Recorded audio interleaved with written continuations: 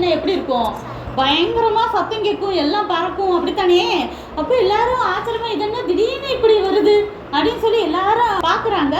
பார்த்துக்கிட்டே இருக்கும்போது பார்த்தா அவங்க அந்த 120 பேர் இருந்தாங்க இல்லையா, அந்த வீட்டுக்குள்ள நாக்கு வடிவத்துல, நாவுன்னு போட்டிருக்கோம், நாவுனா நாக்கு, நாக்கு மாதிரி ஒரு வடிவத்துல அக்கினி, அப்படியே அக்கினி இறங்கி அவங்க தலை மேல அப்படியே அவங்க உடம்புக்குள்ள போயிடுச்சு. அது யாரு?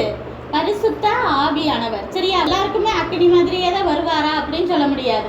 ஒவ்வொருத்தவங்க எனக்கு பரிசுத்தாவியான் வேணும் வேணும் கேட்கும் போது சில்லுன்னு இது போல கூட வருவார். ஒவ்வொருத்தருக்கும் ஒவ்வொரு விதமா வெளிப்படுவார். அப்ப அவங்களுக்கு எப்படி வெளிப்பட்டிருக்காரு? அக்கினி மாதிரி அப்படியே அவங்களுக்குள்ள வந்து உள்ளக்க போனோன்னே அவங்க என்ன செஞ்சுட்டாங்க? இப்ப பரிசுத்தாவியான நிறைஞ்சோன்ன உடனே தேவனை துதிச்சு பாடுறாங்க, துதிக்கிறாங்க, சத்தமா தேவனை ஸ்தோத்திரம் பண்றாங்க, வேற வேற லாங்குவேஜ்ல பேசுறாங்க.